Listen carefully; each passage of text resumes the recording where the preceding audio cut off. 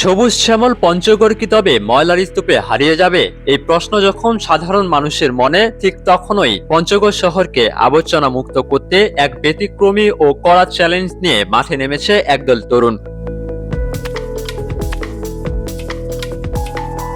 জেলা শহরের প্রধান প্রধান সড়কগুলো থেকে বিষাক্ত ময়লা হটাতে আজ সকালে শুরু হয়েছে এক বিশেষ অভিযান।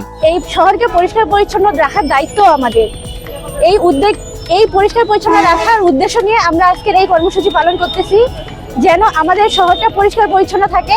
সোমবার সকালে নগর রূপান্তর ফাউন্ডেশনের উদ্যোগে পঞ্চগড় পৌরসভাকে একটি সুন্দর ও আধুনিক শহর হিসেবে গড়ে তুলতে এই পরিচ্ছন্নতা অভিযানের আয়োজন করা হয়। পঞ্চগড় শহরের নূরজাহান হোটেলের সামনে এই কর্মসূচির উদ্বোধন করেন পৌরসভার সম্ভাব্য মেয়র প্রার্থী ও যুবদল নেতা হায়াতুন আলম।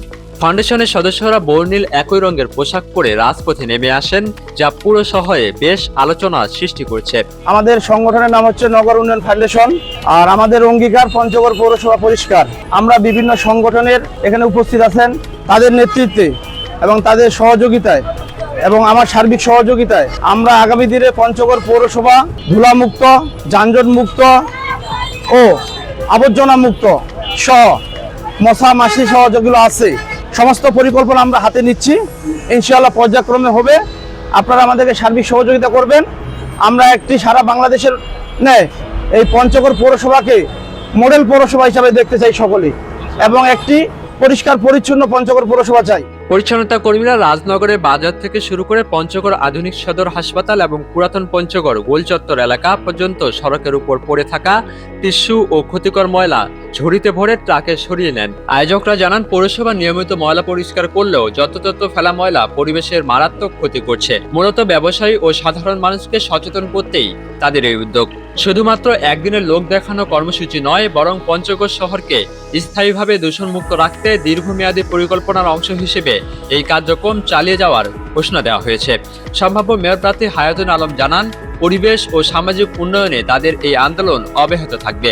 আমাদের শুধু যে পরিষ্কার পরিচ্ছন্ন করে যাচ্ছে এটাই আমাদের বার্তা না। আমাদের বার্তা হচ্ছে যে আমরা তো একবেলা পরিষ্কার করলাম, কিন্তু এটা তো অপরিষ্কার হতেই থাকে। আমাদের বার্তা হচ্ছে আমরা যেন যারা আছি, আমরা সমাজে যারা নাগরিক আছি, আমরা যেন আমাদের যে ময়লাগুলো থাকে, টিস্যু পেপার হোক, আদার্স যে ধরনের ময়লাগুলো আমরা রাস্তাঘাটে ফেলি, যেখানে সেখানে ফেলি, এই ময়লাগুলো যেন আমরা যেখানে সেখানে না ফেলে নির্দিষ্ট জায়গা ডাস্টবিনে অথবা আমাদের ব্যাগে আমরা নিয়ে যাই, নির্দিষ্ট জায়গায় আমরা ফেলি। এই বার্তা আমরা ছড়িয়ে দিচ্ছি। নিজেদের শহর নিজেরা পরিষ্কার করার এই উদ্যোগ ইতিমধ্যে সামাজিক যোগাযোগ মাধ্যমেও ব্যাপক প্রশংসিত হচ্ছে। এখন দেখার বিষয়, সাধারণ মানুষের মাঝে এই সচেতনতা কতটুকু স্থায়ী হয়। মাহমুদ বিন মারুফ, নিউজ ডেস্ক, ডেইলি সকালবেলা।